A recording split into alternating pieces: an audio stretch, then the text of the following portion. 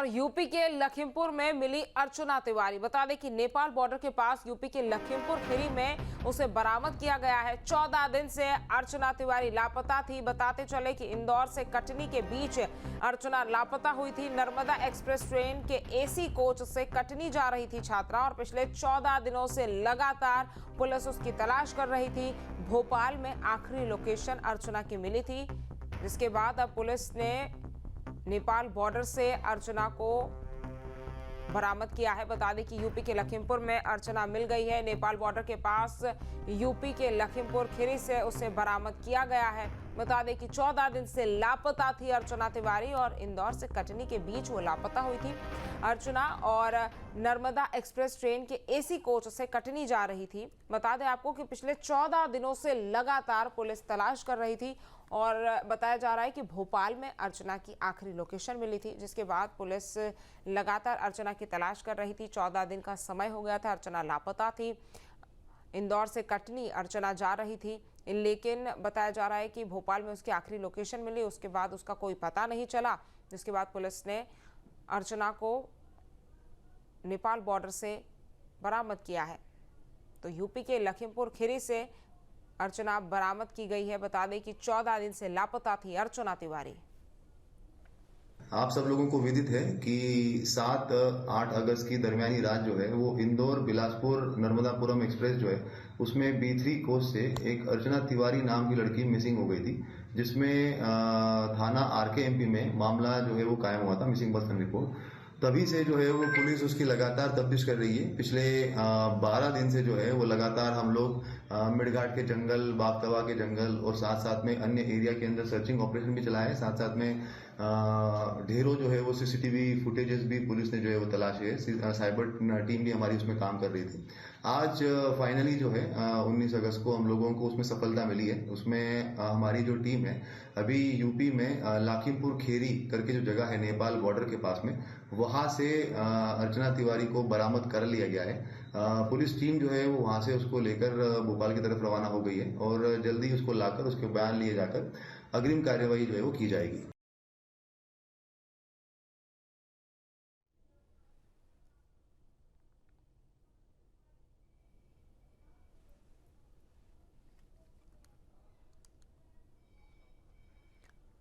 तो देखिए, 14 दिनों के बाद अर्चना तिवारी को नेपाल बॉर्डर से बरामद किया गया है। जीआरपी ने अर्चना को बरामद किया है और यूपी के लखीमपुर से अर्चना को बरामद किया गया है। अर्चना तिवारी नेपाल बॉर्डर से बरामद की गई है।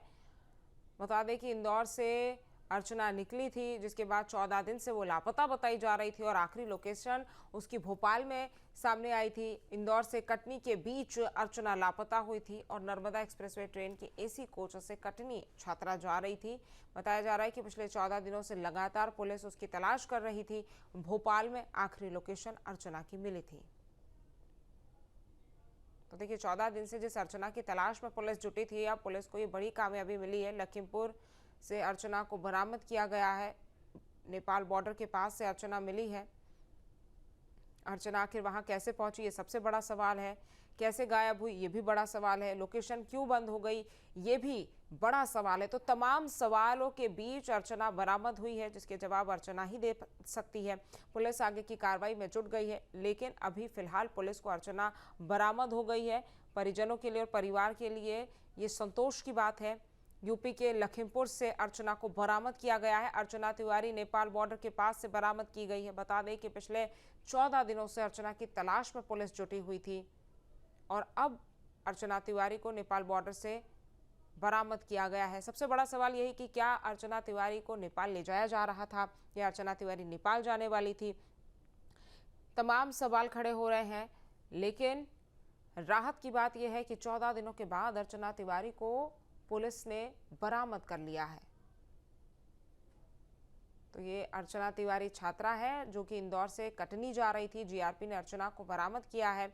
आखिरी लोकेशन भोपाल में ट्रेस हुई थी, उसके बाद फोन भी बंद, लोकेशन भी नहीं मिल रही थी।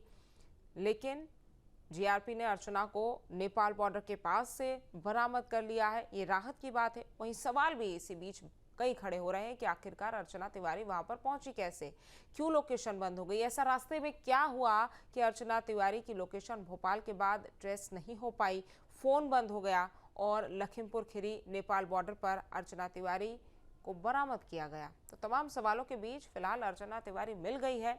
ये परिजनों के लिए राहत की बात है, लेकिन अर्चना तिवारी की गुमशुदगी और अर्चना तिवारी का नेपाल बॉर्डर के पास मिलना कई सवाल भी खड़े करती है।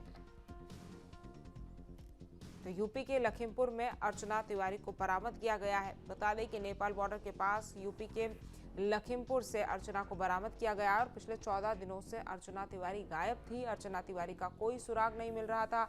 अर्चना तिवारी की लोकेशन भी ट्रेस नहीं हो रही थी।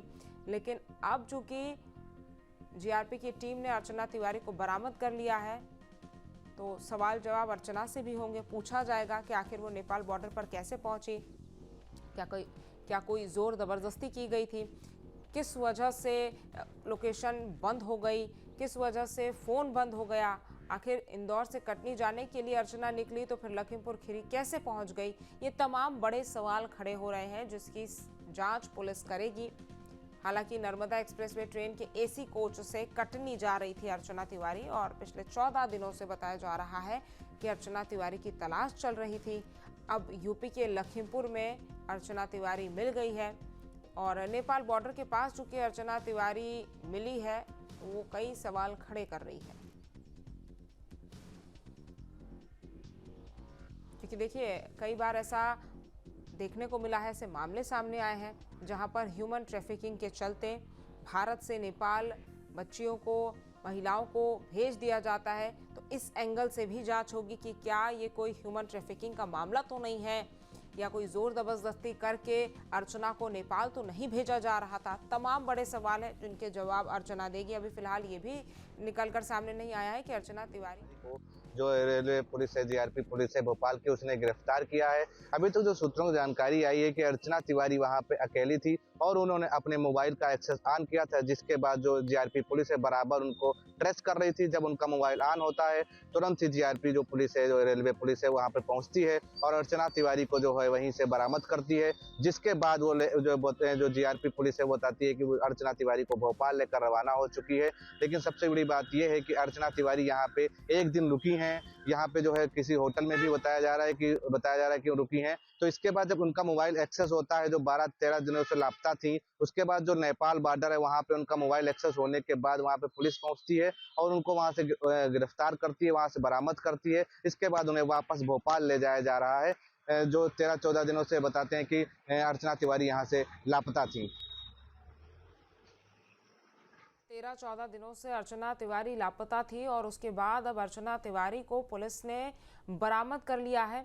और जो सूत्रों के हवाले से बड़ी खबर निकलकर सामने आई है, जिस तरह से हमारे रिपोर्टर बता रहे हैं कि कैसे अर्चना तिवारी ने अपना फोन ऑन किया और उसके बाद उसकी बरामदगी हुई है।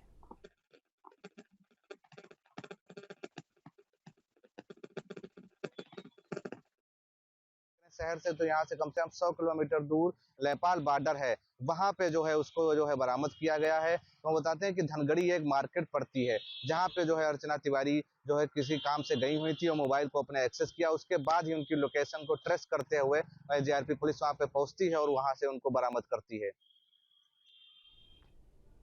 तो देखिए, जैसे ही अर्चना तिवारी अपनी मोबाइल को ऑन करती है, लोकेशन को ऑन करती है, तुरंत चूंकि सर्विलेंस पर उनका फ़ोन रहता है, पुलिस उनकी लोकेशन ट्रेस कर लेती है और लखीमपुर से बरामदगी अर्चना तिवारी की हो जाती है। 14 दिन से अर्चना तिवारी की तलाश में पुलिस जुटी हुई थी और अब अर्चना तिवारी को पुलिस ने बरामद कर लिया है, जिन्हें अब वापस भोपाल ले जाया जा रहा है। तमाम सवालों के जवाब पुलिस को अर्चना को देना होंगे। क्यों फ़ोन बंद किया गया, आखिर वहां पर अर्चना क्या कर रही थी, सवालों के घेरे में है अब अर्चना तिवारी, क्योंकि वही स्पष्ट कर सकती है कि आखिर ऐसा क्या हुआ कि 14 दिनों से लापता थी अर्चना तिवारी।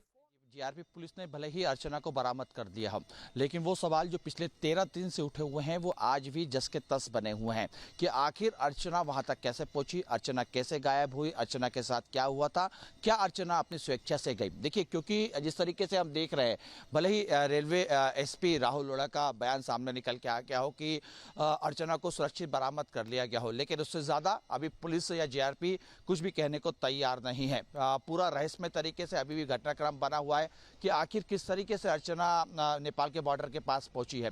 देखिए, क्योंकि अगर हम देखें नेपाल के बॉर्डर जहां से वो मिली है वहां से भोपाल तक का सफर अगर हम देखें तो बाय रोड 12 से 13 घंटे लगेगा। लगभग 11 से 12 बजे के बीच में हम ये मान के चल रहे हैं कि अर्चना को भोपाल लाया जाएगा, उसके बाद उसकी पूछताछ की जाएगी और पूछताछ के बाद ही जीआरपी पुलिस पूरे मामले को क्लियर करेगी। क्योंकि देखिए, एक बड़ा मामला 13 दिन से लगातार हम देख रहे थे प्रीता कि किसी भी हालत में कोई भी लोकेशन अर्चना की नहीं मिल रही थी, लेकिन जैसे ही हमने देखा कि ग्वालियर में सिपाही को हिरासत में लिया गया, उससे पूछताछ की गई और उसी दौरान अर्चना का फोन सीधे तौर पर घर पे पहुंचता है और ये बोला जाता है कि वो पूरी तरीके से सुरक्षित है। अपनी मां से बात करती है, बताती है कि जल्दी वो वापस संपर्क करेगी। तो आखिर ऐसा क्या हुआ कि जब जो है सिपाही की गिरफ्तारी होती है, उसके बाद अर्चना का फोन पहुंचता है, पूरे परिजनों का फोन जो है एक साथ बंद करवा दिया जाता है और उसके बाद रात को ये जानकारी मिलती है कि अर्चना जो है पुलिस की हिरासत में आ चुकी है। देखिए, लगातार हम कल दिन भर इस खबर पे बने रहे थे और जिस तरीके से पिता हमने दिखाया था कि सुबह 10 बजे के लगभग पूरी एक घटनाक्रम जो सामने आ रहा है। सुबह 10 बजे के लगभग न्यूज स्टेट पे जो अर्चना के बड़े पापा बैठते हैं वो बताते हैं कि कोई जानकारी नहीं मिली है। एक बार फिर से न्यूज स्टेट के माध्यम से वो अपील करते हैं कि अर्चना को ढूंढा जाए। लगभग 12 बजे के करीब न्यूज स्टेट एक बार फिर से खबर ब्रेक करता है और ये बताता है कि अर्चना ने अपनी माँ से फोन पे बात करी है। उसके तुरंत बाद लगभग 12:30 से 1:45 के बीच में प्रीता के तमाम जो परिजन हैं, खासतौर पर उनके बड़े पापा जो मीडिया से लगातार चर्चा कर रहे थे, उनका मोबाइल ऑफ हो जाता है और उसी के बाद तमाम घटनाक्रम की जिसमें हमने देखा कि किस तरीके से ग्वालियर में सिपाही मिलता है, उससे पूछताछ होती है, तमाम अधिकारी वहां पे पहुंचते हैं, जीआरपी जबलपुर की टीम ग्वालियर में दबिश देती है। तमाम घटनाक्रम जो दिन भर चलता रहा, उसके बाद लगभग रात को 11 बजे के करीब ये खबर आती है कि अर्चना को बरामद कर लिया गया है। देखिए, पूरी तरीके से सुरक्षित है, जो जानकारी हमारे पास आ रही है और हमारे सहयोग भी बता रहे हैं कि वो किसी होटल में रुकी, यानी स्पष्ट तौर पे ये कह सकते हैं कि किसी प्रकार का दबाव या जबरदस्ती उसके साथ नहीं हुई है। फिलहाल तो ये कयास लगाया जा सकता है, क्योंकि जिस तरीके से ये भी बता रहे हैं हमारे सहयोगी को मार्केट गई थी, वहां से मोबाइल ट्रेस किया गया, यानी जब मोबाइल ट्रेस किया गया वो वही समय था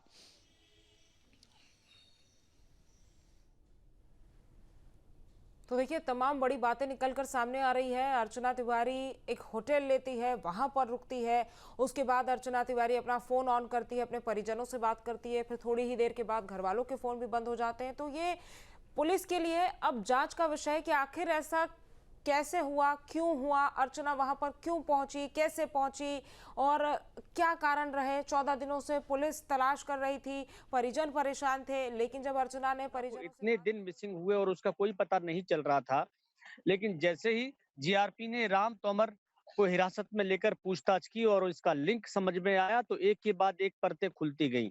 राम तोमर ने ही बताया था कि उसने अर्चना का एक टिकट ग्वालियर आने के लिए किया था 6 अगस्त का, लेकिन वो ग्वालियर नहीं पहुंची और उसके बाद पुलिस ने जब एक के बाद एक उसकी लोकेशंस पता करने की कोशिश की, राम तोमर से कड़ाई से पूछताछ की, तो सारी चीजें सामने आई और ये भी पता चला कि राम तोमर अर्चना का लगभग 2 साल पुराना दोस्त है, जिसकी दोस्ती एक विक्रम परमार नाम के इसी के दोस्त ने अर्चना से करवाई थी।